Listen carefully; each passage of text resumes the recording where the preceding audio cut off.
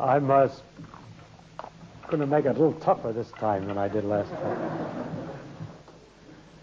The phenomenon I'm talking about now is the theory of the electricity, light, and so forth, and we're concentrating on first tonight light, and next Tuesday, it'll be about electricity, and finally we're putting the two of them together. And the next lecture after that, we'll talk about what's wrong with the theory and what's in the world besides electricity and light, what else there is in physics, and what new questions are out. But in the meantime, I'd like to talk about light. Newton started by many experiments and observations which began this subject.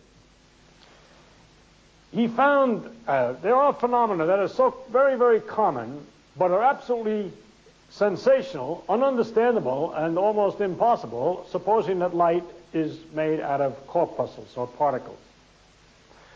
Newton assumed that light was made out of corpuscles or particles because he made a mistake in reasoning. He said that he thought that the shadow edges were very sharp, and that meant that it must be particles, because if it were waves that went past the shadow, they would spread into the shadow. This is a misunderstanding of exactly how waves do in fact behave. They do spread a little tiny bit into the shadow, and the shadow spreads into the light of it, but not very seriously. And in fact, the wave theory of light is much easier. It finds the phenomena that Newton discovered much easier to explain. But I want to start by taking the view that light is corpuscular that Newton had, and remind you of what these phenomena are, and then go back over Newton's attempt to explain them and see how pitiful it is. So we start with the reflection of light from a surface of glass. Last time I used water, and I said it was 2% reflecting, and somewhere along the line I changed it to 1/4, and that was a mistake. It's glass that's 1/4, and water that's 1/50th. 2% is not 1/25th. 2% is 1/50th, and for glass it's 4% or 1/25th. So we'll talk about glass. The first feature that's interesting is that from glass the light is reflected only partially, and if it's particles it means some of them have come back, 1 out of 25, and some go forward. 24 out of 25. There is nothing too hard about that. If you would suppose something is different from one particle to the other, even in their arrangement or something like that, but further experiments have all shown that all light photons are exactly the same and in the same condition, and there's nothing we can do to preset the photon to make it more likely to come back from the surface, or single surface of water, than to go forward. There's no way. And we have, I'll keep on going from a simpler point of view, and we'll discuss other models in a minute. But the really interesting feature is that the reflection of light from a glass surface is affected if there's another glass surface below it. For example, if you have a soap bubble, which is the surface between air and water and air, then the two layers make colors in the bubble, which aren't in the water, but is produced by the effect of the reflection from the two surfaces. And if I choose light of a particular color, say if I looked at the bubble with purely yellow light, then I would see rings or areas that are black and areas that are bright yellow, relatively. In other words, areas that reflect well and areas that do not reflect at all. In other words, the reflection from a surface, which you would expect from a single surface, can be reduced to zero by putting another surface here, which common sense would imply would increase the reflection, when it could in fact make the total reflection zero. And the actual reflection probability, chance that the photon or corpuscle gets reflected, varies with the thickness of the layer this way. If the thickness of the layer is 0, it doesn't get reflected at all. That's nice. No glass, no reflection. If the glass gets thicker, the reflection increases to a certain peak. But if the glass is still thicker, the reflection falls again to zero, as I said, and rises and falls and so forth in a repetitious fashion. Newton, believe it or not, only working with very thin layers first, discovered this with 3 or 4 at 10 repetitions, and then was able by a clever experiment to demonstrate that it happened after 34,458 reflections, repetitions. In other words, with a quarter of an inch of thickness, this bumpy thing was still going. Nowadays, we can do this experiment in which these two reflections are separated by so far, a meter or more, and if the conditions are just right, you can get monochromatic light of exactly one color from a laser, you can still see, as you move this thing, reflection strong, weak, strong, weak, strong, weak from the two surfaces. So it goes on forever. Now, how can we explain such a thing from the point of view of corpuscles? I do this to show you what a fix Newton was in, to explain it. Because he thought it must be corpuscles. First, the reflection must depend on both surfaces, because it depends on the distance between them, for example. Also, he noticed that the wet one or the other surface would change the reflection. So they're both involved. Yet it can't be that the particle is reflected from the first surface, because if it were reflected from the first surface, it would never know where the second surface is, and that reflection depends upon the position of the second first surface. For example, if it was reflected from the first surface, how could it be not reflected at all if there's a second surface at just the right distance? And therefore, it must be entirely reflected from the second surface. But the reflection from the second surface is affected by the position of the first one, and therefore it must be as follows. The first one generates an influence which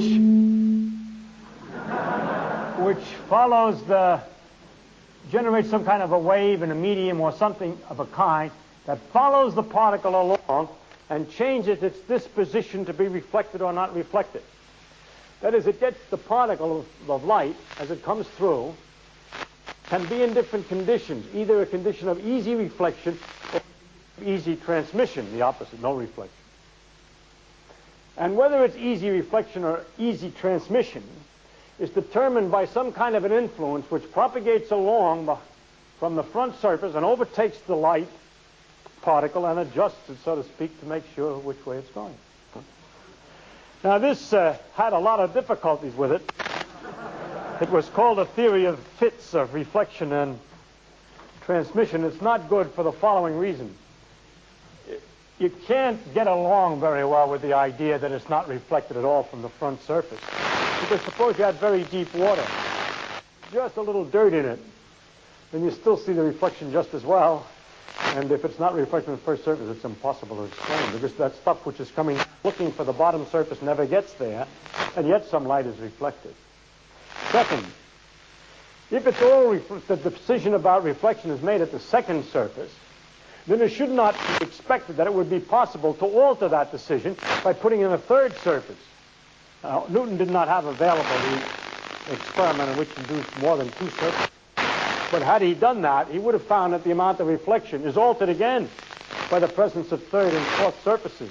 And even though with two surfaces one might get a very strong reflection, by putting more surfaces underneath, you can reduce that again to zero. So that the decision is not being made on the second surface. The decision is made on the last surface. Then how does it know as it's going along whether there's going to be a last surface or not? Now, Newton I would say is a genius about something. Actually, he's a teacher of something. He's the man who taught us how to do or how to think about science in a modern way so that we can make some progress. He's the one who distinguished very carefully between the facts that he would develop and experimentally determine this really happened. That is to say, what really happens is that the amount of light or brightness does go up and down depending on the thickness. And that is to be distinguished from a theory to explain why it's so. He hasn't got a satisfactory theory. He did his best. I'm sure, I can tell from reading it, that in the back of his mind he knows there's something the matter with it. He knows the explanation is going to get him into trouble for some way. He can feel it. because he puts that part in the form of queries or questions of how does it work. Can it not be that there's a influence which propagates along and overtakes the light and so forth? He doesn't say there is. This is going to get into difficulty.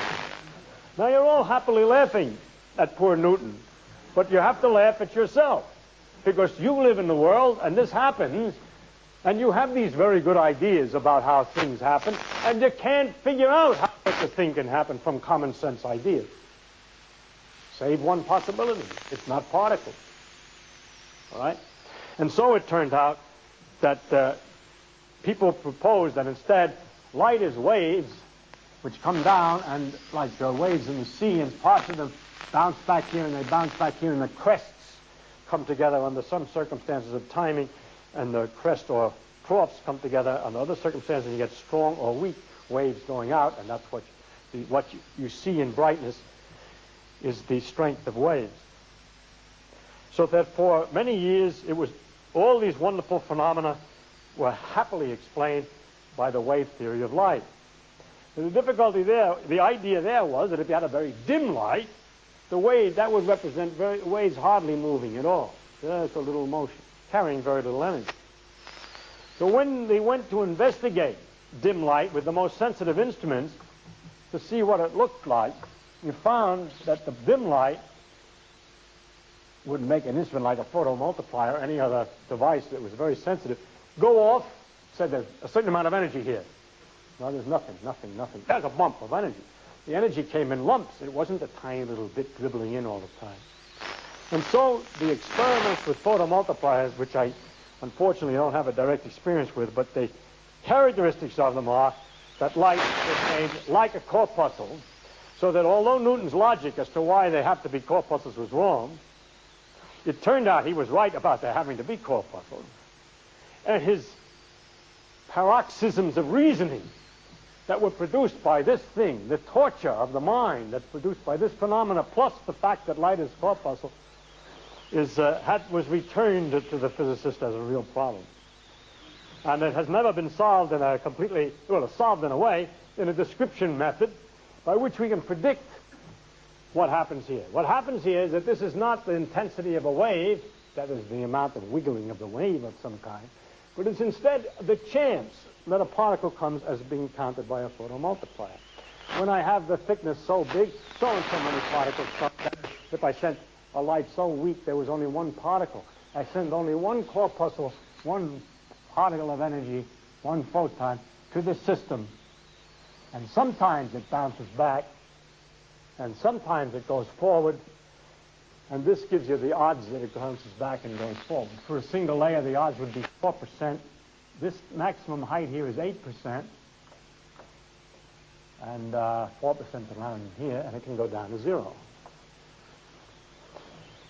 Now, we have not been able to find any system of logic that's consonant with ordinary ideas of causality and ordinary ideas about what things go. How can it not know when it's at the front surface, it's in the back surface, all that stuff that'll explain this or describe this. And so in order to keep going, in order to describe nature, we've had to generate a set of ideas which are empty of a set of rules, rather, which describe how to figure out these probabilities, which are empty of models. That is to say, empty of a model of the type you're expecting. A particle is like a billiard ball that bounces against a wall and so forth. It doesn't work. Or that it's like waves.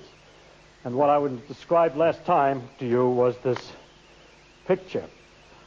I would say that it was in about the beginnings of the 1900s that it was discovered that light, as a matter of fact, behaved like particles, which was the terrible shock after the great success of the wave theory. And then the problem of trying to see how particles could make these wave-like phenomena that are so easily explained by waves became known as the wave-particle duality. Things would be said like light behaves as particles on Thursdays and on waves on Tuesdays, and that, of course, is not a satisfactory theory. The quantum mechanical, it turned out as a quantum mechanicist studied further that light is not unique in this connection, that things that were supposed to be honest, proper particles like electrons behave sometimes, produced effects like this, exactly analogous. So things that start out as waves behave like particles, and things that start out as particles behave like waves, until both, it was clear, behave the same way.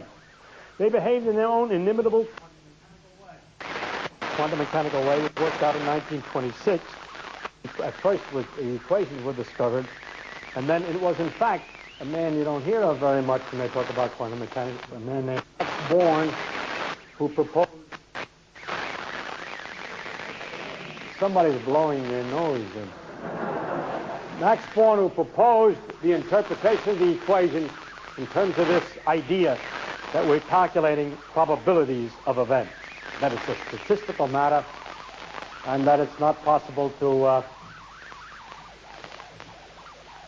predict exactly what will happen in a given experiment. Now I want to repeat the rule that we have here, which looks completely artificial, and I prepared you last time, and if you all knew.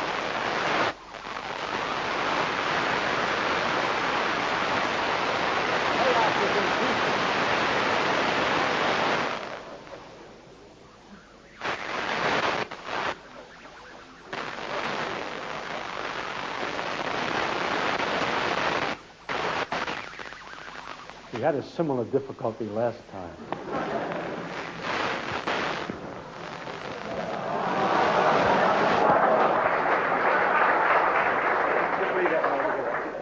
It's heavy. I'll take it out, okay? All right? Is that all right? Okay. Now, I predict that the probability that I'll have a microphone of that kind next time is very low.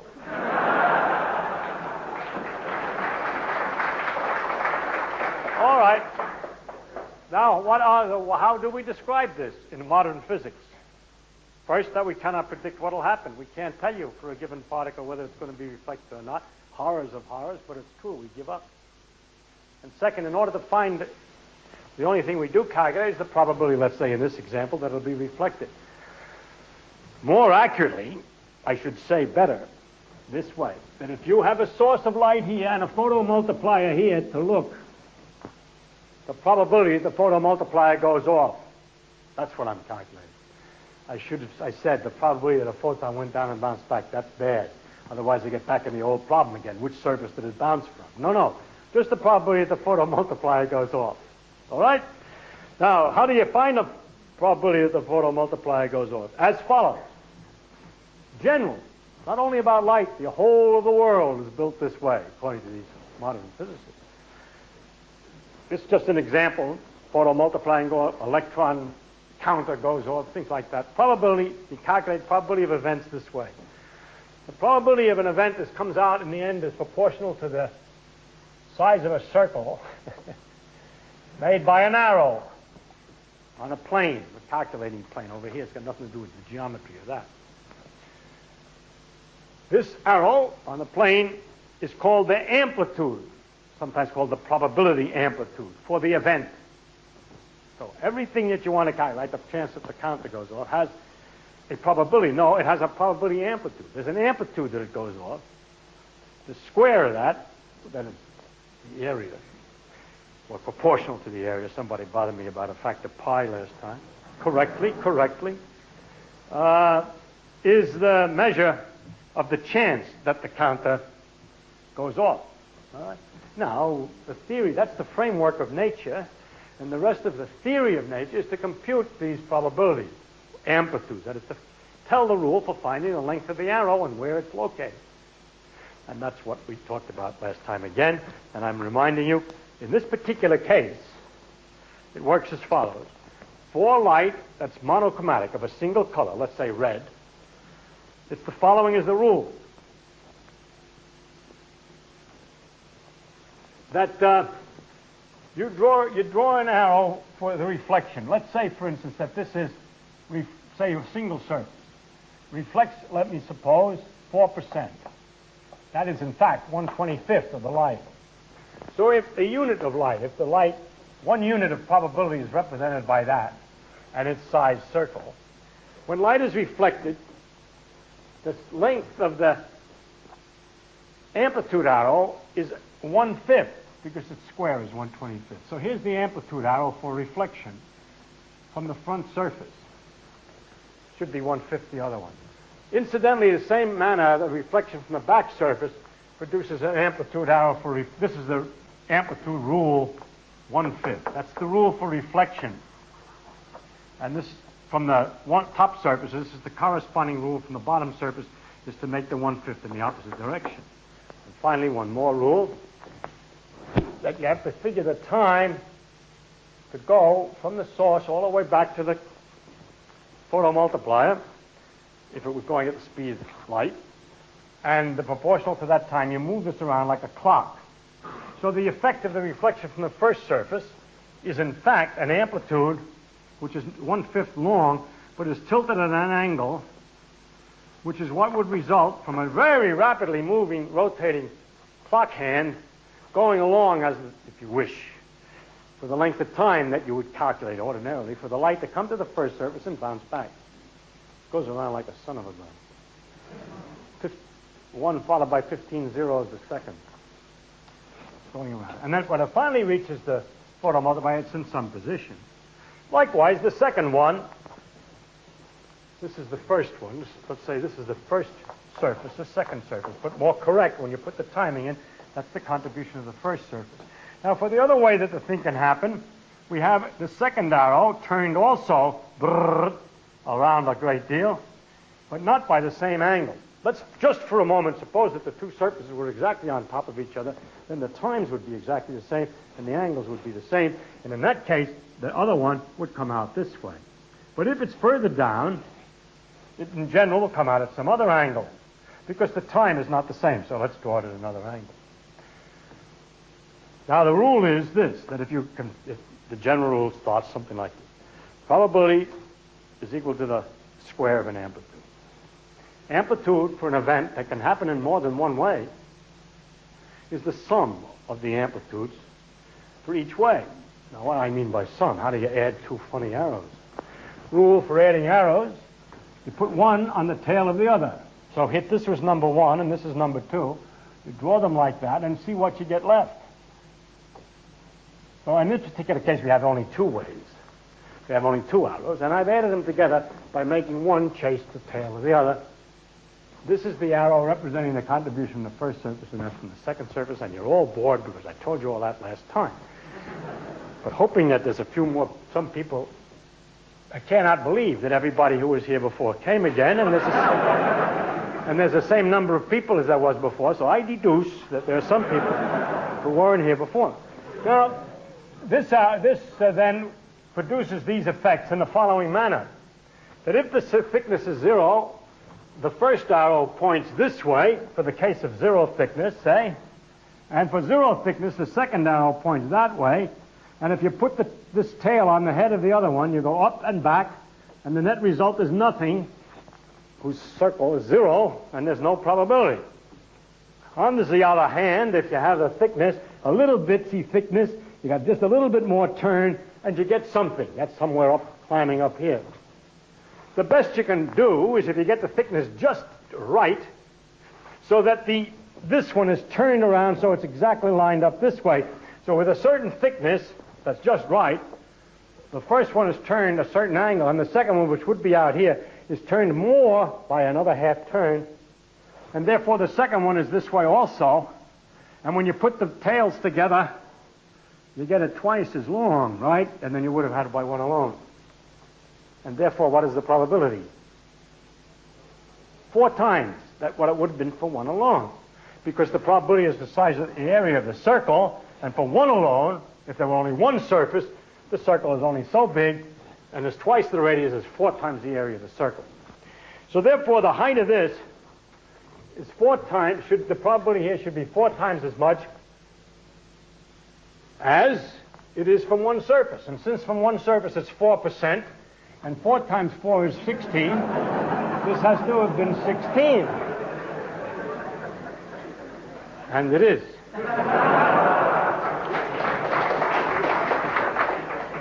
Now in this manner, of course, if we take greater thickness, the thing turns around further and further, and it goes down again, gets back into the same condition in a repetitious fashion when the timings are so.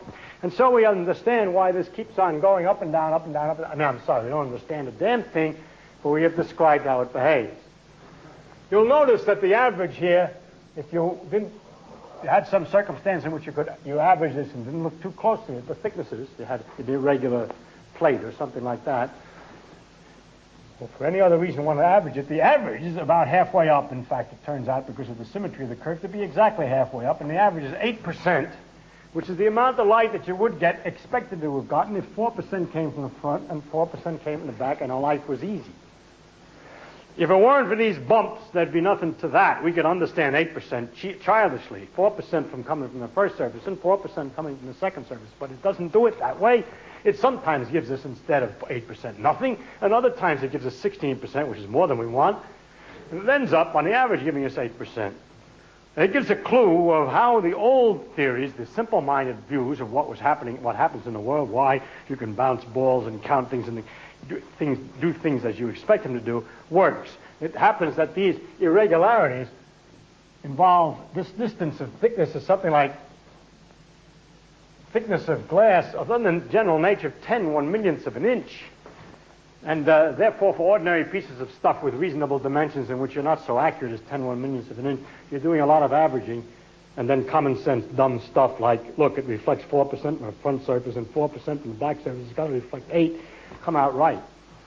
But that's because you're averaging all this fancy business with these arrows. Now, what I would like to do in this lecture is to show you, to start you off in a certain direction and to show how it is that although this model of the world is so thoroughly and utterly different than anything you've ever seen before, or expect and hope never to see again, it will explain the simple properties of light that you know. And properties such as angle of incidence equals angle of reflection, that's in there. That light goes in straight lines, that's in there. That light, when it goes from air to water, it deflects. The light goes in a certain line, you know, and when light goes from air to water, it changes direction. Yes, all that's in there. That if you have a lens, you can focus light to a point, and things like that. All of that's contained in this thing, plus many other phenomena. And the great difficulty I had with this lecture was this. It's so easy to derive all these phenomena that you take so long to learn about in school that I did one after the other until I found I was doing too many. And then I realized I'm doing it to people who know that. For example, what is the exact behavior? How much does light go into a shadow? I wanted to explain. It's easy, but I'm not. But since not many people know how much it really, how it looks, they haven't seen diffraction anywhere, I won't bother with that phenomenon. So what I had to do is to control myself and not produce a large number of examples, but only a few, to show you how it starts. But I can guarantee you, of course, because otherwise it would be illegitimate what I've been saying, that all this agrees exactly with every phenomenon that everybody has ever observed with light, every detailed phenomenon. So I'm just going to start with the simplest possible ones that are common. All right? We start with a mirror. We start with the problem of determining how light is reflected from a mirror. And we have here a source of light, and here the photoelectric cell, which is, a photo multiplier that's going to measure very low intensity light. We have one photon at a time go here through here, and we would like to know what the chance is that this thing gives a count. It's also possible if the light goes straight across. To avoid that, we put a black box in here. So we have to think, and we would expect that what we have is that the light would reflect from the mirror like so, and that's what we usually say, and that all you need is this piece in the mirror here. This got nothing to do with the price of cheese under these circumstances, right? And that, in fact, the place where it reflects is where the angles are equal. That might be obvious to you because it's so darn symmetrical, but if I put this thing further down, you can still prove the angles are equal, and I'll show why it is. By this rule. Yes, sir. As follows. Rule. Probability that a thing occurs is a square of an amplitude. Amplitude is the sum of the amplitude for every way that the thing can happen. In that experiment, there were two ways it could happen. In this experiment, there's virtually an infinite number of ways it can happen. To make it easier to understand, suppose that this mirror surface was temporarily divided into little squares. It's best if the mind forgets for a while that there's another dimension to this mirror this way. This is a cross-section of the mirror. And just for the hell of it, I can forget that, but we can do it the other way too. Now what happens is that there's several ways in which the photon could have gone to the photomultiplier. It could have come down to this part of the mirror and bounced off and went to here. You're crazy. The angle ain't equal. I'm not crazy. That's what happened. Another possibility is it could come here and go. Or it could come here and go. Or it could come where you'd like it to come and go. And it can go over here and go, and so on, and so on. And these are all possibilities.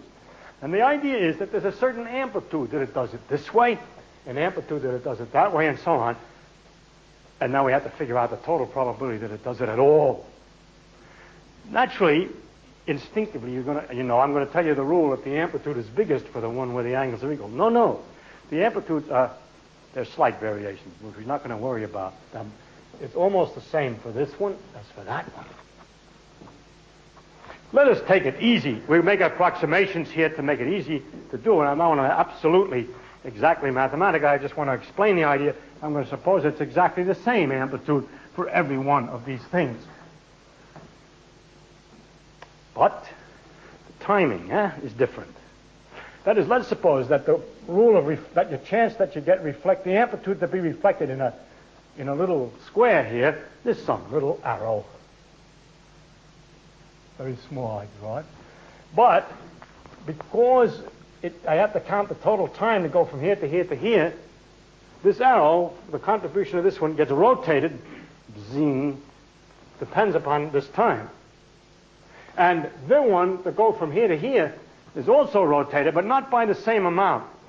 Because I think you can almost see that the distance from here to here is certainly not the same as the total distance from there to there. There's a time it would take. It's not obvious? All right, then let's take a place way over here. The time it would take to go over here and then go rushing off to here is certainly longer than it would take to go the easy way. And in fact, if you were in a hurry and you had to run over to this wall and run back, you'd know more or less that the best way to do it is somewhere in the middle there, and it isn't a good idea to run to the wall here and then have to go back. So what we're going to do here is to figure this out by a series of drawings to help us calculate. The second drawing underneath here is a kind of a graph. Let's see if I can do this with colors by some. I don't know how to do it with colors because I didn't figure it out ahead of time. But this is a graph in which I measure this way. Yeah, let's do it this way. The time that it would take to go from here to the mirror and over here, and I'm plotting it this way, directly under the place where I want it to go in the mirror, see? Now, the time it takes to go here, we just found out was pretty large, and going down, more or less, as we got near the center, and of course it's a kind of a symmetric curve, and it goes up here. What do I mean by this? Is this, let's make it very definite. If you're going to reflect from this point here, this particular route, then this is the amount of time. This height is a graph of the amount of time. There's a lot of time. If, on the other hand, colors. If, on the other hand, you were to go somewhere nearer the middle and come down this way and go so, then the time it would take is less. And it's plotted on this scale as this height from here to here. You don't have to worry about the plot if you understand the idea. The time is big, comes down, and goes back up again. That's all, depending on where you are. And now what does that mean for our arrows? It means this.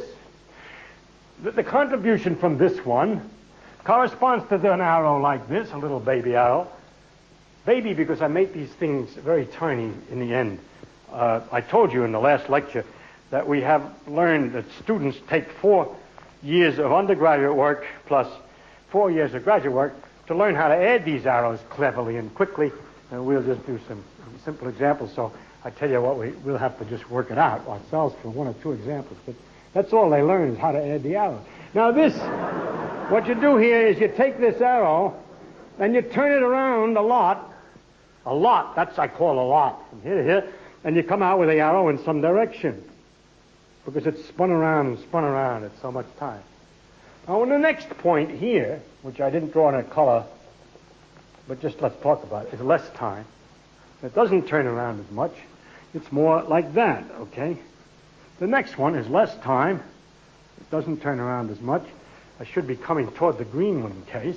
In this term, it's not, well, let's say this one's around here, and this one, you see, what I want to point out, well, I didn't do it too well, but that the change is less each time as I go along.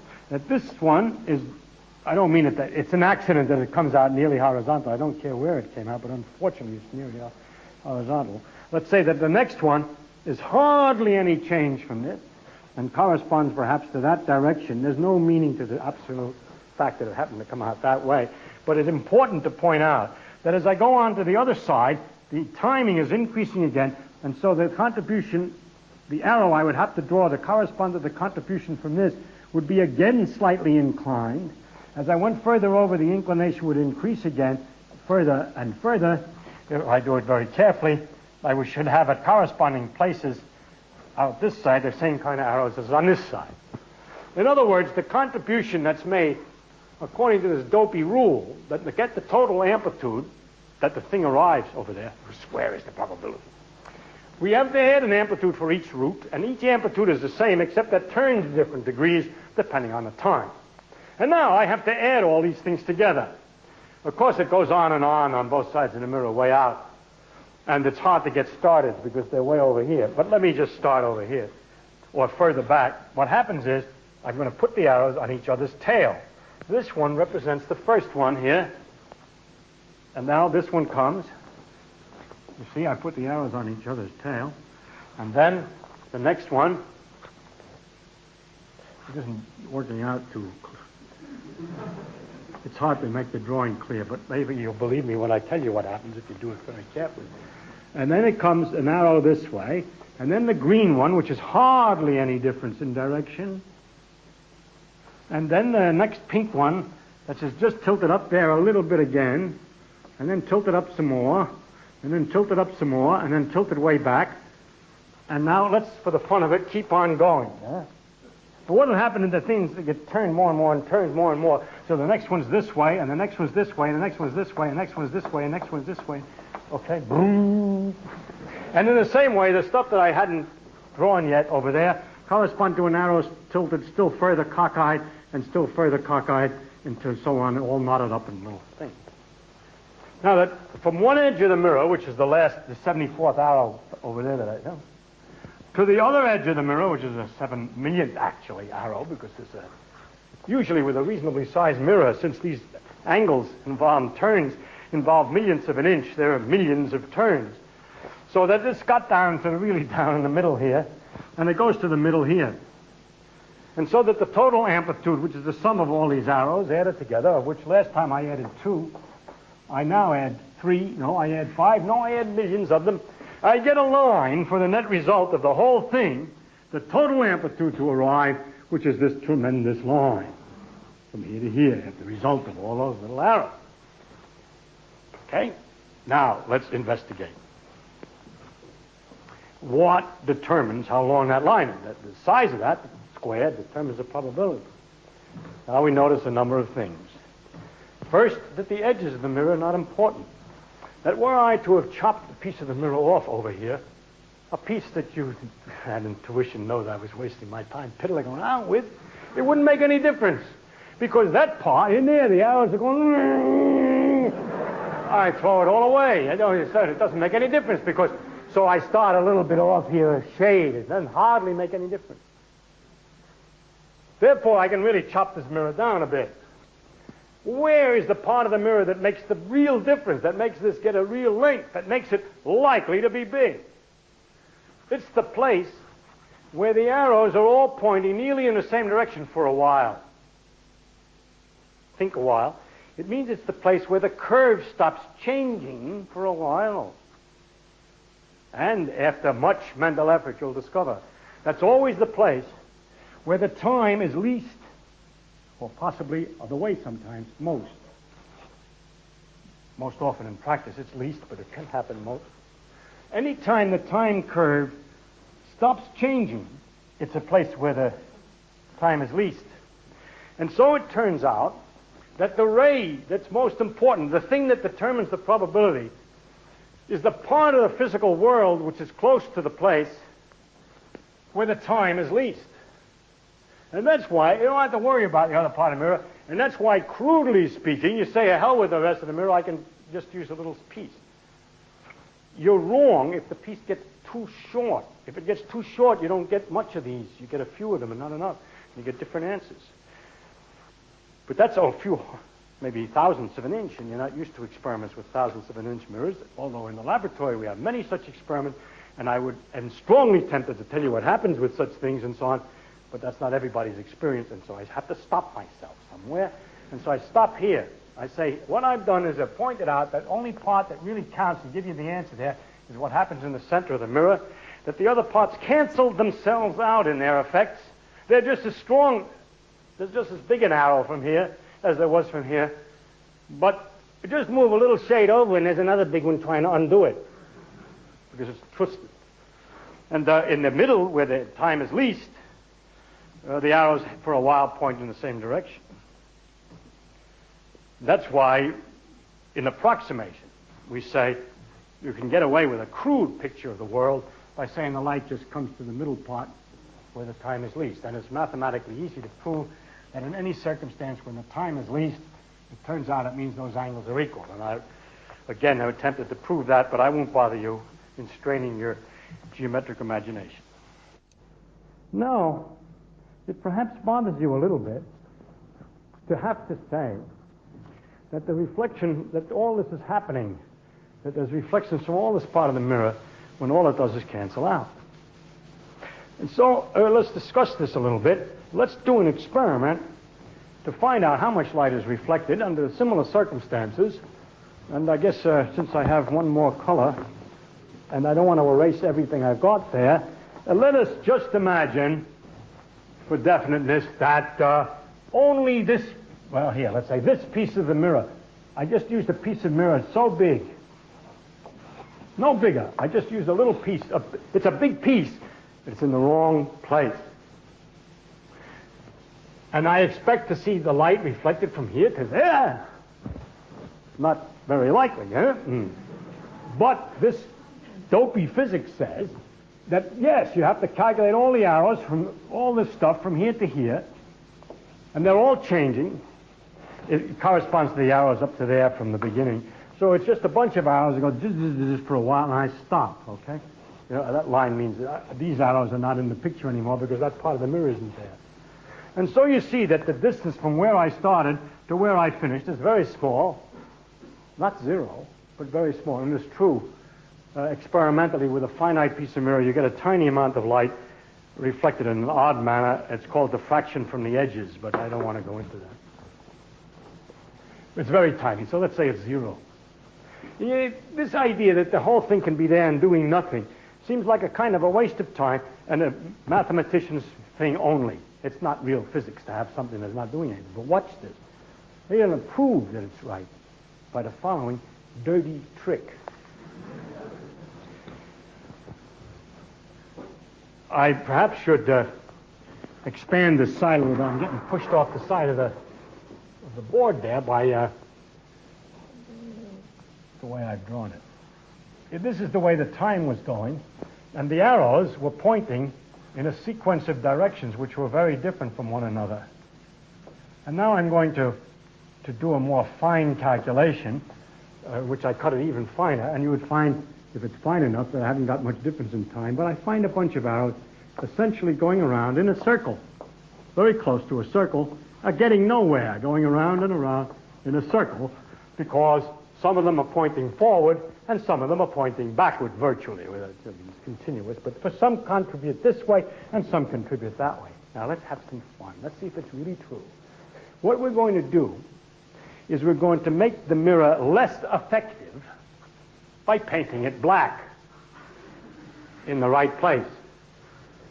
We're going to paint the mirror black in just those places in which the arrows are pointing the wrong way.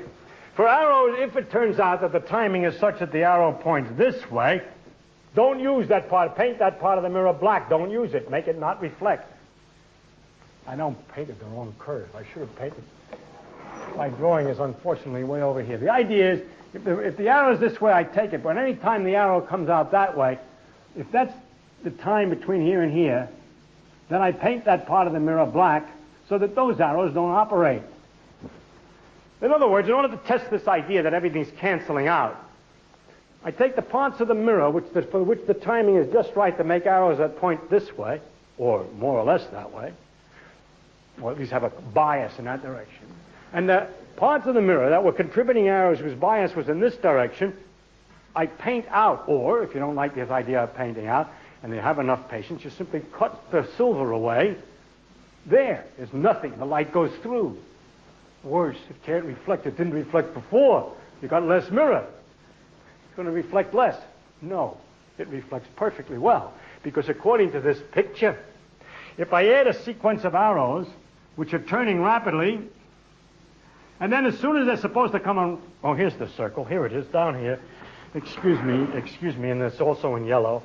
I add the arrows this way. They're going along all right, and as soon as they start to turn back, I don't let it go. I don't add anymore. I've cut the silver away.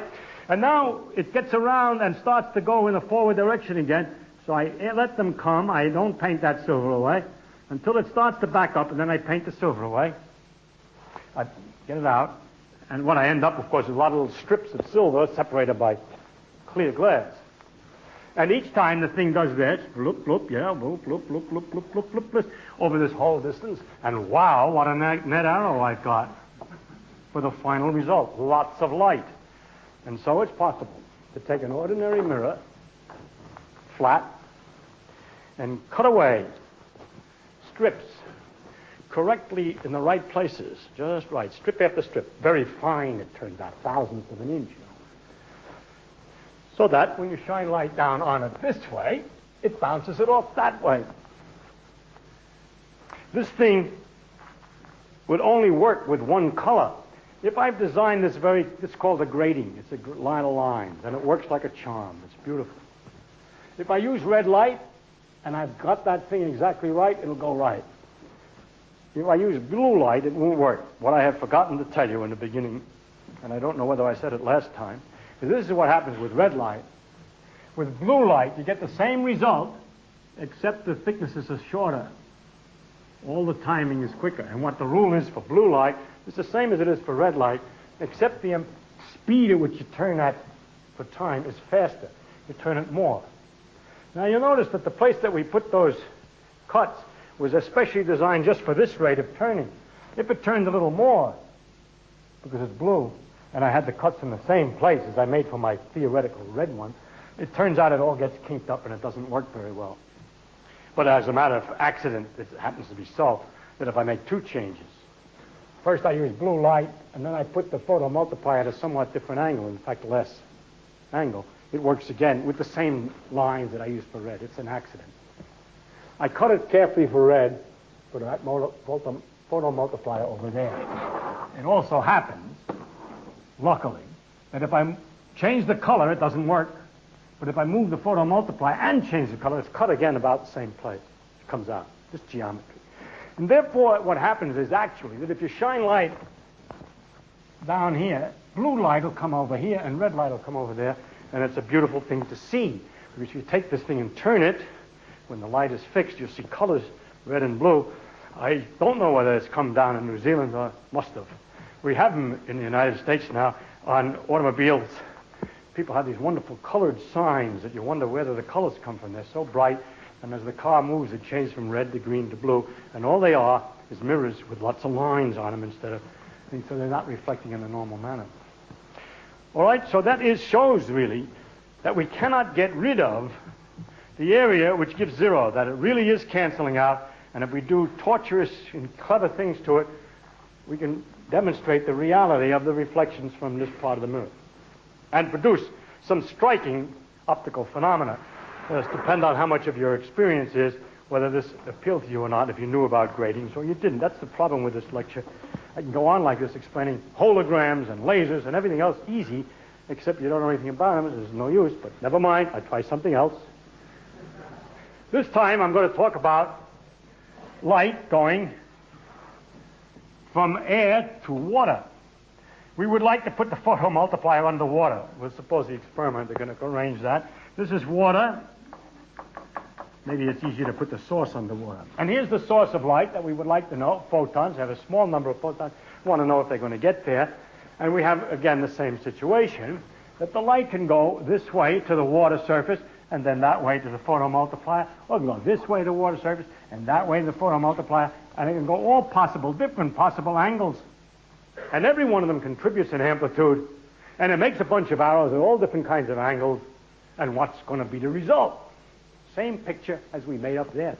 The only part that really gives a result is when the time is changing slowly. In other words, it's a minimum or a maximum. Minimum.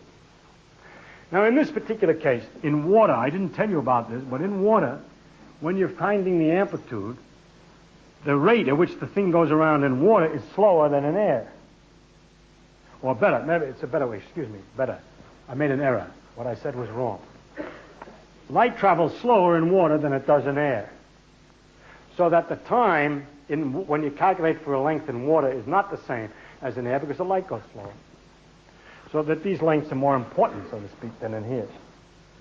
What you need to do to find out what's the most important of these pairs. Remember, as before in the case of the mirror, many of them all canceled out and didn't make any difference, but there were some that were important when the arrows were always the same, when the time was minimum. So what we have to do is we have to figure out, to go in here and to come down here, where the time is minimum. The idea is, suppose that you were really in water, and you went in a boat, you could only go slowly, and then you could run quickly on land. Well, the beautiful girl is drowning here, and you're the lifeguard, and you can swim slower in water than you can run on land. Where do you hit the water? You rush this way to the water and swim like hell. No. Actually, there is a place that's the minimum, which it would be foolish of a lifeguard to analyze and calculate under the circumstances.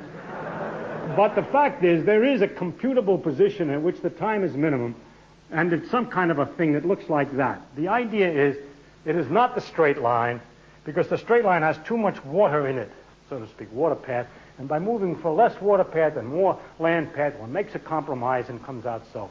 And that is the reason why light is bent into water, and as a matter of fact, if you follow this thing all the way through, you can prove that the ratio of the sines of the angles of the this and the that is the ratio of the speeds in the air and the water. But the reason that it's a minimum time is the same reason as it was for a mirror. Okay? In the same way, we can understand why light goes in a straight line. It's used, if we had a source here and a photomultiplier here, there are many ways the light could go. We could say a photon can go from here to here, a certain amount of time, phase. That's the way I've been doing it before anyway.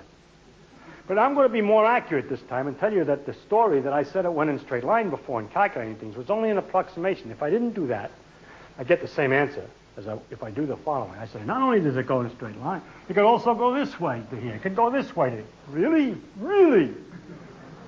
It can really do, yes. It can go any way it wants. But almost always, the contributions from these different ways cancel out with each other completely because there's a nearby way that's got the arrow the other way. But if you can find a way where if you change the paths a little bit, nearby paths, don't make any difference to the time, then you've got the place where most of the contribution is coming from. And the story is as follows, that if you have a path like this, the nearby path can be made that's shorter. That is, has a different time. Distinctly shorter. A lot shorter by moving it in. And so you can get a very different time. But that the minimum time comes for the path that's a straight line. And so the most important contribution is from the straight line. Remember that in the case of the mirror, I say the most important part of the contribution is near the place that is the minimum. It isn't exactly that one arrow that does it. No, it's the contribution over quite a range. And so it turns out that a light does not really go in a straight line, but it smells the neighboring lines and it uses area around it, just like a section of mirror is necessary to get the full reflection. A section of space is necessary. If you were to put blocks in here so as to not allow the path to wander too far away, and made these very tight so that it was try to go in a straight line, you would discover that the light from this source, if you put the photomultiplier here, for instance, and didn't have these blocks, no, if you put these blocks in like this and had the photomultiplier here, let's say the blocks are pretty far apart, and put the multiplier in such a way that that line is not allowed, that corresponds to using a piece of the mirror that's in the wrong place. But if this thing squeezes tighter and tighter, after a while light begins to come here. The reason it comes is that you've only got a few of the arrows. It's just as if you used I didn't show you in this case. It's the same idea.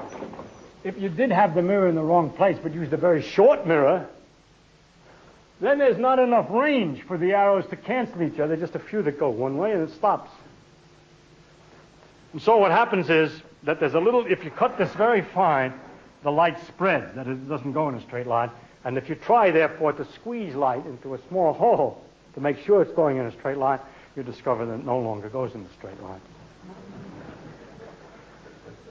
This is a few examples of how the theory of thing is worked out.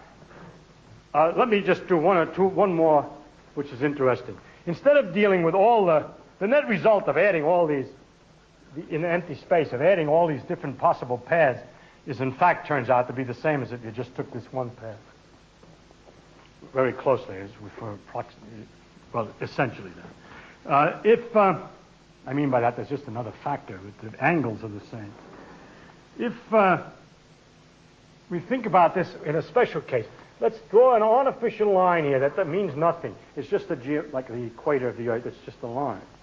And then consider paths which are straight in two sections and ask, what about light going this way, and this way? So you don't have too many different paths to add. We restrict them to be double straight line sections. Then by exactly, the answer is exactly the same as for the case of the mirror. The time to go this way is a big time, and this changes and changes, and it changes rapidly. And if I plot it this way, the time for these different things, this is a long one, that's a short one, that's a long one. This time you can figure the time immediately in your head, because the time is just the length of that line, and you can see that that's long and that that's short. Now, let's have a different kind of a game. Let's do something to make this one longer so that it's the same as that one. Let's fool the light so that all the paths are the same length of time. How can we? I told you it went slower in glass than in air. So let's put a piece of glass in here to slow it up so as to take a little longer. Let's say we're not going to do anything to the path out here. That's going to be the key time that we're going to make everything equal to. Now, the one that would go through here straight would have got there too fast. We slow it up for a while, and by slowing it up, we bring it so that the time it takes is the same. Now, there was a path that went like this, and that had a time so. It's also too short, not as much as the other one. We have to make it take a little longer, so we have to put a piece of glass in here. This glass is not as thick as this one because we don't have so much to offset. The nearer we get to the top, the less we have to use glass to slow it up, and the very last one needs no glass at all.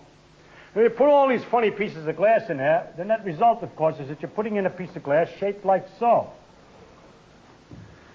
The result of that is that the time, now, with the glass in, by careful design and the exactly right shape and right thickness, you just found out how to calculate the thickness exactly, just put the right thickness in to compensate the time, you will find that the times now are all the same, no matter which path it is of these straight line type. What happens then? Now, each one of them contributes its amplitude. Yes, amplitude, same time, same, whatever the angle of one of them is. The next one's the same, next one's the same.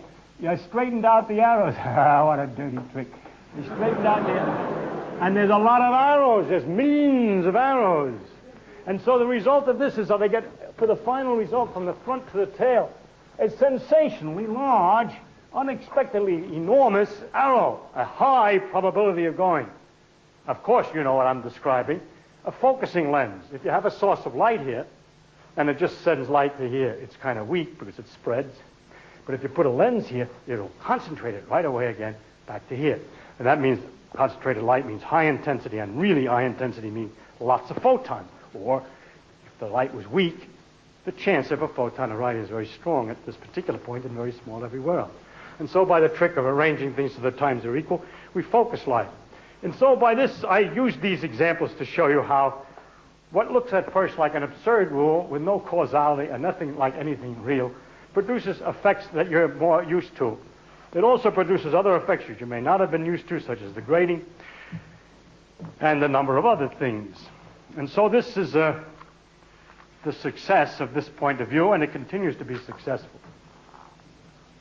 And I would summarize it by saying what we know so far is that the probability is equal to the square of an amplitude, then they need a calculus of the amplitude, then an amplitude for an event that can happen in several different ways.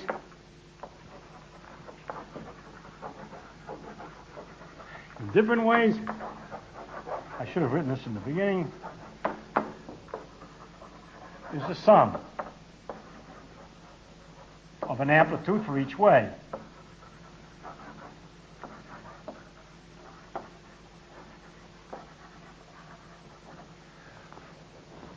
Now I have the rest of that should be really all that is really necessary to understand. But in order to get a full flavor of the theory, I would like to tell you a little bit more about how people calculate these amplitudes.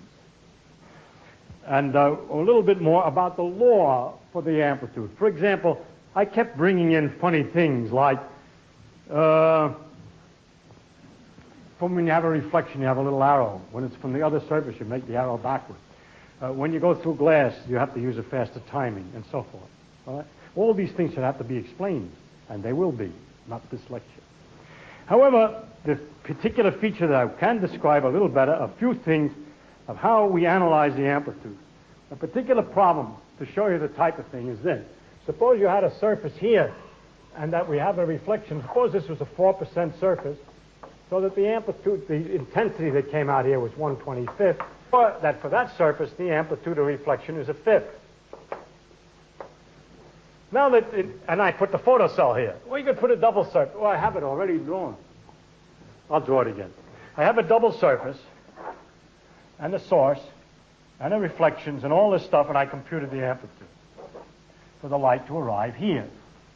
Now I'm going to try another thing. Instead of putting the photo multiplier there, I make a little hole, I let the light keep going, and I let it bounce to a couple of other surfaces, 3 surfaces, whatever it is, all right? And come out over here and put the photo multiplier there. How do I figure out what happens, what the amplitude is? Now this amplitude in this particular thing can be thought of in, as so to speak, 2 problems. One, if light starts here, what's the amplitude to get here? The second, another problem that's interesting, is if I put the source here directly, what would have the amplitude to have got there been? It turns out from those 2 things, you can figure out this combined problem by an operation you could call the rule for successive amplitudes. Right? The rule goes like this. Let us suppose that this section here, if you don't understand this too well, it doesn't make any difference. You get some, I'm trying to give you some flavor. If the flavor tastes bad, it is, just relax. Now here, some people like ginger snaps and some don't. Let's say this problem, we've already worked out the amplitude for all the possibilities added together to arrive here.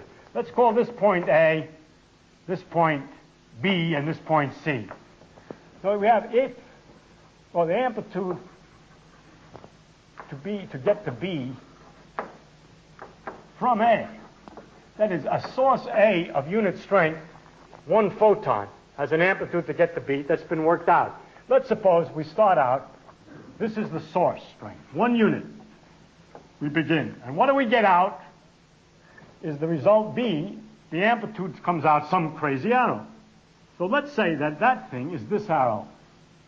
That's the amplitude that gets from B to A with the source. What is this thing? It's 1/5 as long. Let's say it was 1 surface. It's 1/5 as long and a certain timing. Let's suppose this surface over here ends up as a 4%, 1/16th reflector, or 11%, and 1/9th reflector. Makes it easy for me. The length of this thing is a fifth, you see, so that the thing will be 25, 1/25th, and you have to turn it to an angle. Now this next one, if it would work all by itself, if the amplitude to get to C from B alone is this. If at B there was a unit amplitude, if at B it really was 1, then there's a certain time delay and a reflection. There's some time delay corresponding to some angle, and there's a length of 1/3. This happens to do with the time delay. The time delay, I mean, from B to C. Now, what would the result be? Why do I say 1/3? Because the area of the square would be 1/9, which is what I said the reflection should be. Now, what will be the amplitude to go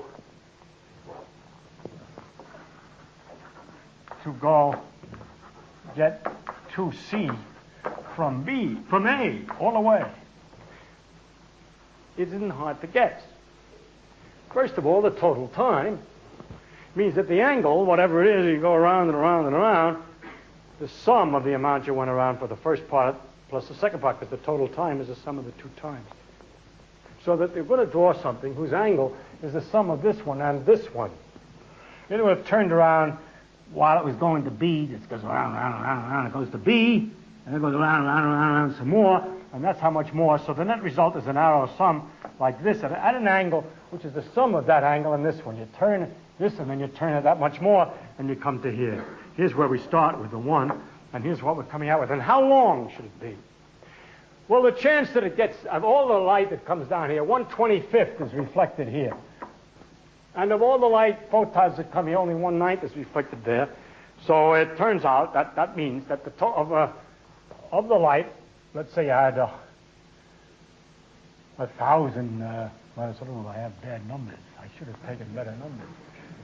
What you have when you finish is 1/25 times 1/9 of the light. 1 over 225 parts out of 225 photons, about, on the average, 1/25 or 9 photons get through here.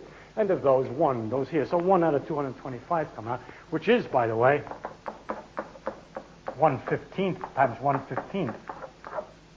15. So therefore, this size of this is 1/15. Now, the 1/15 can be, this composition, this is the rule of composition. Add the angles and multiply the lengths. So you have two events in succession. You combine them by this rule of composition, that you add the angles and multiply the lengths. Putting an arrow on the tail of another arrow to find a final arrow, we call adding the amplitudes. Composing them this way, multiplying their lengths and adding the angles, we call multiplying the amplitudes. The reason we call it multiplying is interesting, therefore, that arrows can be combined by two operations, putting them on each other's tail and multiplying them together like this, which we have called adding and multiplying. And the reason we call it adding and multiplying is it obeys all the right rules of arithmetic for addition and multiplication. All of the rules such as, I don't remember the rules. A times B is the same as B times A, for instance. A and B, these arrows, combining it this way and meaning by times this composition rule, then it continues to be right. Now, the rules of algebra are things that are studied by mathematicians, and mathematicians have tried to find all the objects that you could possibly find which obey those rules. The rules were originally made for counting apples. It was improved by using negative numbers. It was improved still further by inventing fractions. It's still true you can add and multiply fractions. You can use unending decimals to represent numbers and add them and multiply. We have today become very sophisticated. In the early days when mathematics was first developing, and it was said that a number is something like when you count the number of apples or people or something like that, then the whole idea of a half a person was a problem. But today there's no difficulty at all, and nobody has any moral or discomforting, gory feelings when they hear that there are 3.2 people per square mile in certain regions. It doesn't bother them. They don't try to imagine the 0.2 people. But what they do is they know what they mean, that if they multiply that by 5, it gets to be 16, and so forth. And so some things that can satisfy the rules of arithmetic can be interesting to mathematicians, even though they're not represented by numbers of apples, absolutely, and without having to picture exactly what it is. And these arrows on a plane, which can be combined by two operations, tying them on each other's tail and combining them by this multiplying and adding angle business, those two rules, adding and multiplying, obey the same rules as algebra, and these amplitudes are in fact called some kind of numbers by mathematicians, and to distinguish them from ordinary numbers, they call them complex numbers. Makes it hard, in other words. So for those who have studied 4 years of university, or enough algebra to have come to complex numbers, I could have said all this by simply saying amplitude, the probability is a square of a complex, absolute square of a complex number. The amplitude is a complex number, and the probability is its square, and that when the thing can happen in more than one way, you add the complex numbers, and when it happens in succession, you multiply the complex numbers. And have I said any more than I did before? No. It's just a different language.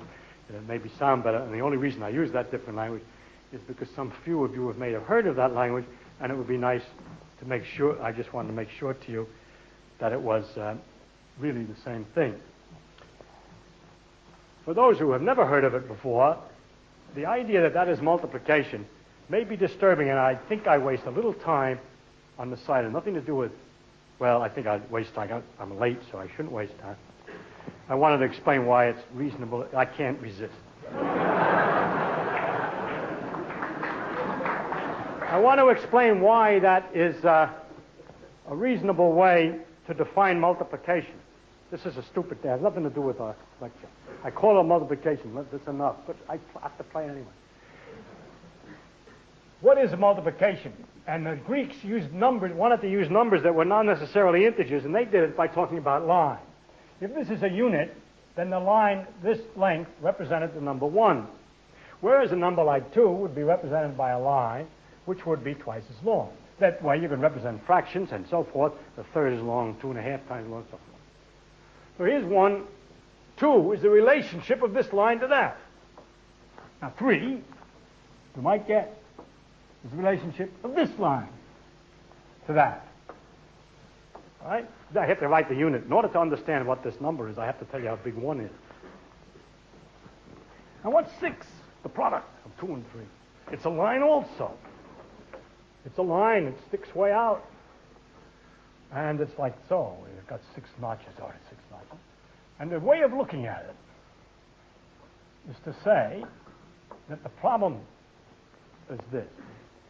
I want to convert 3 to 6. I want to multiply by 2. The idea is that the 3 line that I had before bears the same relationship to the answer that I'm trying to get, the 6 line, as the 2 bears to the 1. 6 is twice 3 in the sense that this, relative to that, is the same as the 2 to 1. Right? The idea is then that the answer of multiplication should bear the same relationship to one of the things you're trying to multiply as the other thing does to the unit. Voila. Let's see. I want to multiply this by that. And what I have to do then is to create a line which bears the same relationship to this line as this one does to that. Yes?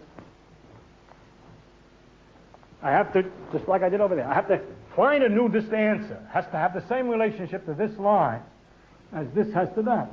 Now let us draw the answer that I drew over here, so you can see its relationship to that line. What's the relation of this and this? The relation of this and this is a certain proportion in size and a certain angle. Can you imagine that thing turned so it's in this, and you see that it's the same angle and the same proportion as the original 1/5 to 1. In other words, the relation of this line to that is the same geometrically.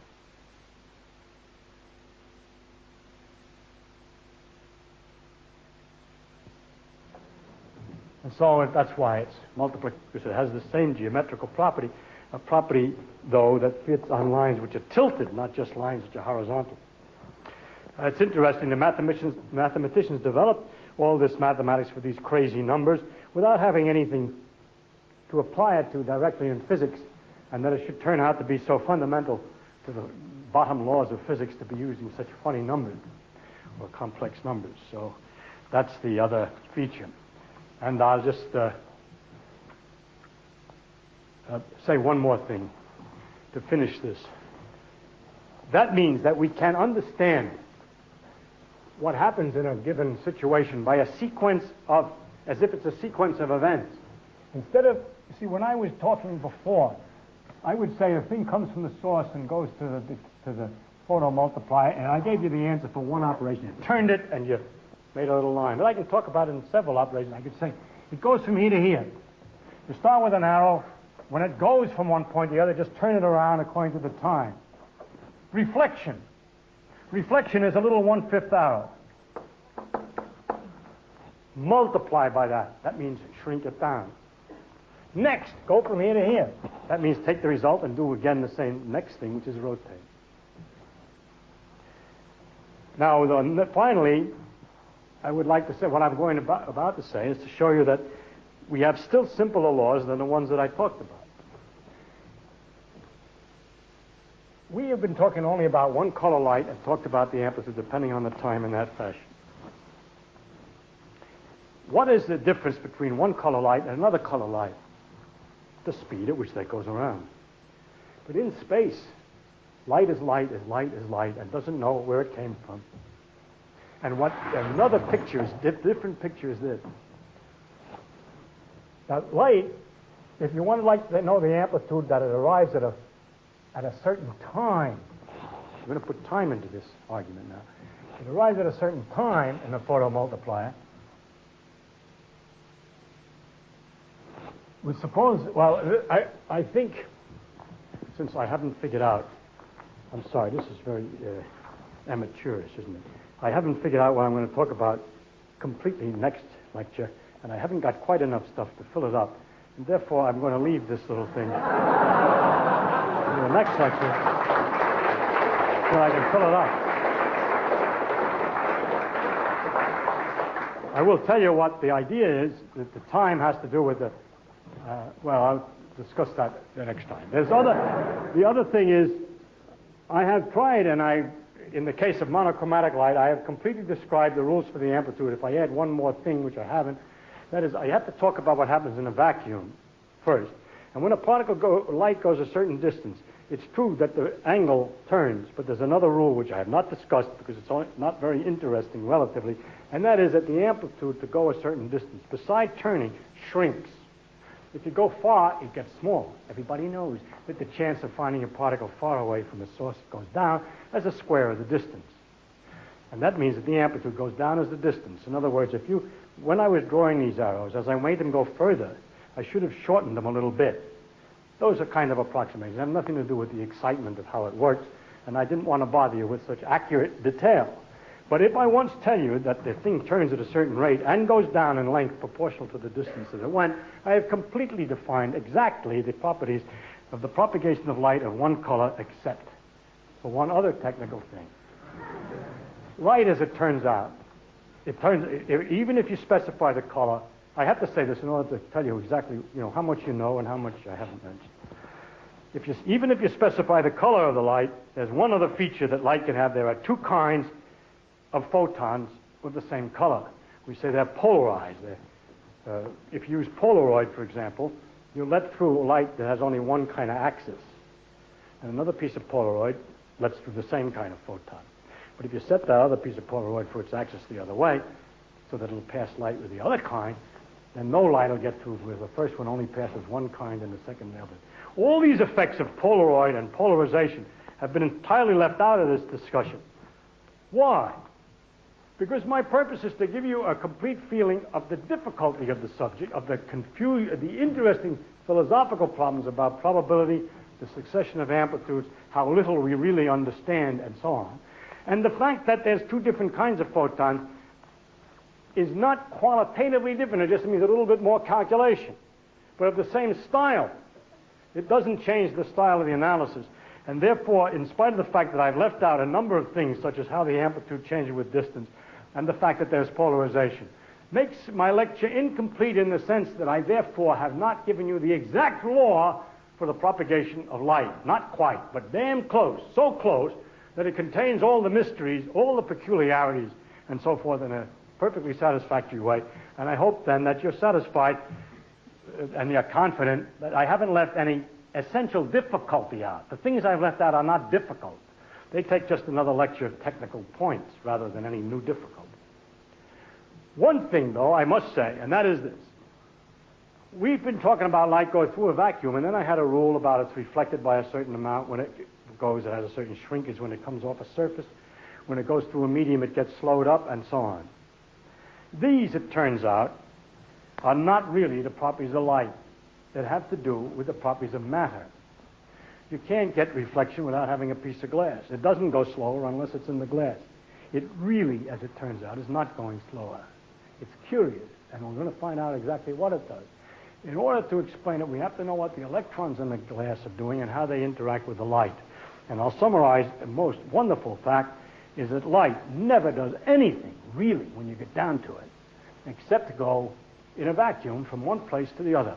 It's emitted by one atom or particle and absorbed by another. And it never goes and gets slowed down or gets reflected. What reflection really is the light goes down, is absorbed by something, which shakes it, and that emits a new light, which comes back. Reflected light is really not the same photon coming back as went in. The photon from the source went into the glass, and from the glass comes out a new photon. This is an interesting thing that makes light in the end simpler and simpler and simpler. And what I was trying to get to in the last steps was to show you how ultimately simple it is when it's only in a vacuum. And the complications for funny laws for reflection and funny laws for going through glass are really the result of the interaction of light and electrons. And that's why this subject of discussing physics can't go on any further until I can discuss matter. And the next lecture will be about matter. All right? Thank you.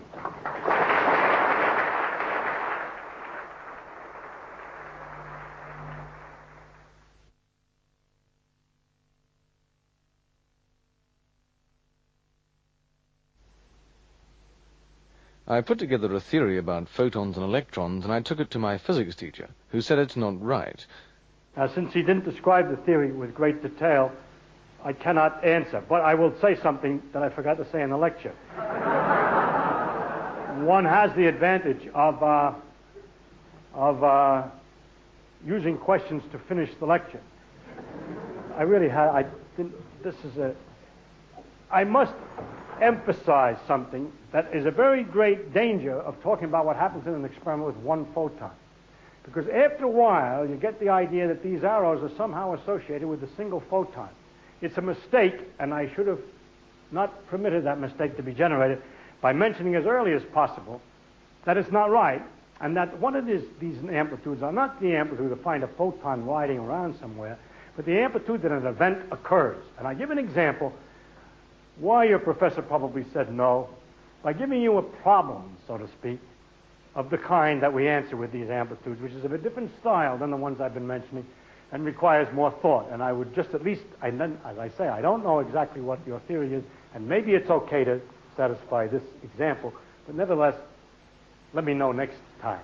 The idea is, suppose that we have a problem with two photons. Suppose that we would like to know, just to take a definite example, that we have two sources of light. Each one has been arranged to two sources A and B, and it's been arranged that both A and B emit one photon under some circumstance, and you have two counters down here, two photomultipliers, and you would like to know what is the probability they both go off. All right? So the event whose probability you're computing is the probability they both go off at the same time. If this both emit, that there's a coincidence that they both go off at the same time. Now this has an amplitude, the amplitude for the two photons, so to speak. In one, there's only one amplitude, the amplitude that both go off. And I should have emphasized that no matter what the event, no matter how many you're involved with and so on, you talk about the complete event and calculate the probability of it, not the probability for each photon. Now in this case, to compute the amplitude for a photon, to both counters to go off, supposing that one photon came from each of the sources, it has to be done as follows. One way it could happen would be that this A source gave a photon that went off, and the B one gave a photon that made the other counter go off. Let's say this counter is called X, and this one's called Y. X went off because it received a photon from A, and Y went off at the same time because it simultaneously received a photon from B. The net result of the experiment is that both A and B have lost some energy, and the two counters went off at the same time. How do I compute that amplitude? Answer. You compute the amplitude that A would reach X. Some arrow. That's the amplitude A would reach X. You compute the amplitude that B would reach Y. Another arrow. Actually very similar in this particular example because of the symmetry of the picture, but it's not relevant. What is the probable amplitude corresponding to the thing that both should happen? You can get a hint. Well, what the answer is the product of these two amplitudes in the same sense that I talked about before. Multiplying. You're going to get an idea of why it's multiplying in this sense because of this. It helps a little bit. The time, if there's a certain chance that this reaches here, like 1/5 of them will reach here, and 1/9 of them will reach here, then the probability that they both reach is the product, and you've got to get that back into the amplitudes, and it's a clue. At any rate, you should multiply the amplitudes not only of things that happen in succession, but things that happen independently at the same time. This particular problem is especially interesting. Let's suppose when I multiplied these two, by the rules I'm talking about over there, I get add the angles and multiply the lengths. I get this answer. That's not the right answer for this problem, incidentally, and curiously, because there's another way it can happen.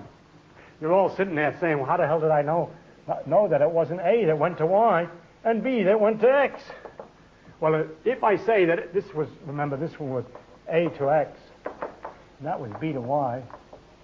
Now, if I say A to Y, that's a different arrow. Why? Because it's a longer and therefore different time, and therefore this particular arrow is turned more. And likewise, B to Y is turned more. I'm not drawing them correctly because there's a symmetry. There's a similar arrow. At any rate, the net result for that case is some other arrow for the other case. Now, what do you do when you have two possibilities? If a thing can happen more than one way, you add the amplitudes for the two ways. And the net result for this problem is to tie one of these arrows onto the other, and that's the answer, the length of that. And now what we have is something which is all the elementary textbooks say is impossible, interference between two photons. Or more correctly, you get pluses and minuses depending on the angles, strengthenings and weakenings, depending on the positions of these two counters relative to each other. This is used, as a matter of fact, and was invented, I think, locally. Perhaps not in New Zealand, but at least in Australia. To detect the diameter of stellar objects or quasars and things like that by looking for radio waves received in two receivers and looking for correlations of strength, which just means a coincidence of photons. It's called the Brown twist effect. But it's a perfectly definite effect that's understandable and computable this way. Most people's theories who have a theory about waves associated with photons will not have a theory which is capable of dealing with situations where there's more than one photon. I do not know that your theory is incapable. I only suggest that as an interesting problem. How old is this theory of quantum electrodynamics? Present complete form is from 1948 or 78, 9, 78. Therefore, it's 30 years old.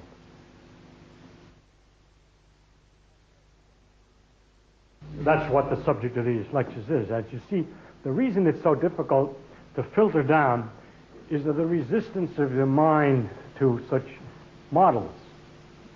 People who hear that all I'm going to do is make a couple of arrows on a board to calculate the chance that something happens, says this guy doesn't know physics. But this is the guy who knows that that's what you have to do and admits, therefore, that he doesn't know why he's doing what he does. And you can have the confidence that when I say I don't know what I'm doing, that probably nobody else does either.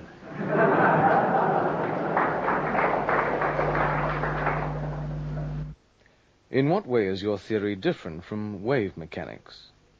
The question is how is this related to wave mechanics? Now, the reason I hesitate is there was a thing called wave mechanics, which is the quantum theory of wave theory. And there's also another sense in which we might be using the word the mechanics of waves, by that meaning water waves or sound waves or something like that. There's a special theory called wave mechanics, which is discovered and developed in 1926, which is just another name for quantum mechanics.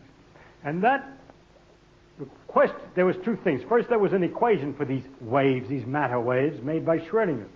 And then there was an interpretation of these equations by Max Born within the year, which was that the function that we're talking about is a complex number whose square is a probability. I am saying no more than that at all. That's exactly it. The only thing I can add that for the 20 years after is merely a refinement or an improvement in discovering exactly how to calculate the wave amplitudes, or these numbers, these arrow amplitudes, for photon phenomena and electrical phenomena of high energy and so on. The complete formulas for quantum electrodynamics took 20 years to get straightened out exactly, and that was why I said 1949. But 99%, well, 97% of the thing was worked out in 1929, and the interpretational scheme about probability amplitudes, and that you square them to get probabilities, which is so strange, is the resolution, shall we say, or a description, a precise description of what was, for a while, a confused wave-particle duality. You might say, but you still have a sort of a wave in the sense of something turning or oscillating, and the particle somehow in the sense of the particle going.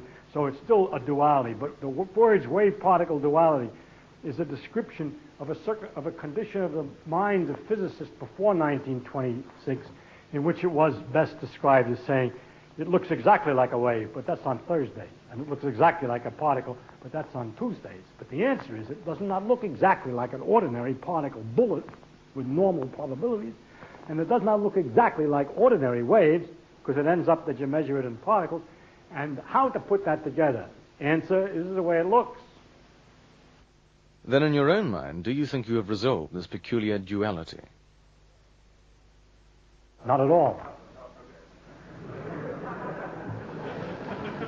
I haven't done anything about it. The wave-particle duality represented a state of confusion. It was a word for that there was a wave-particle duality. It was a phrase used to describe a state of confusion as to exactly what law to use to figure out what happened in each circumstance. Also a confusion of model, whether it's wave or particle. This thing, the final way out, worked out by Born, 1926, it's still got dual aspects of wave and particle, but it's precise in telling what to do and to predict the circumstances in any experiment. And there's an agreement with nature's experiment. And so it's a resolution of the confusion, but it is not a resolution in the sense of producing a model which is clear, physical, in the old-fashioned sense of waves or particles. Are the clicks from a photomultiplier caused by the photomultiplier and in no way related to light? The question is, when a photomultiplier makes clicks, is it the photomultiplier itself that's making the clicks, or is it light? And the answer is, it's light, in the sense. And insofar as it's actually quite true that photomultipliers make clicks all by themselves in circumstances in which we've done everything we can to make it as dark as possible. In other words, it's dark, and there is no light. Various things it's because it's so extremely sensitive, and one can do things to the photomultiplier to improve it, such as cooling the cesium surfaces so they don't emit spontaneous electrons and so on, until we get an instrument, the idealized photomultiplier, which is better and better in the sense that it has less and less counting in the dark. But whether it has counting in the dark or not, when you change the circumstances, that in normal parlance, in ordinary language, we'd say light is coming in the sense that the sun was shining, but we put a whole lot of black paper around it, and we got a lowest count, make a hole in the paper, and all of a sudden the counts go up. In all those circumstances in which we would expect in ordinary language to say light is going in, and in all those circumstances the counts on the photomultiplier are increased. And the increase is by an amount that depends upon how much light is let in. The increase. If you improve the photomultiplier so the dark current is much less, you get the same number of excess counts due to making holes in the black paper. Because the circumstances in which the photomultiplier increases its count are those which are commonly associated with circumstances in which the common English use of the word light is used. We use the same word and say, when you have a situation that you would say light's going in, I'll guarantee you the photomultiplier will go off. Is light then wave-like? No, it's discrete. It always works discretely. Ah, yes, discrete. Because no other instrument has ever been designed or can be designed, if people have tried and they've argued about it and discussed it, whether I build a photomultiplier or any other instrument for the detection of light of low intensity, it always ultimately behaves in this pulse-like manner. I only use one example, but every instrument that detects light at sufficiently low intensity always ends up discovering that light comes in these lumps.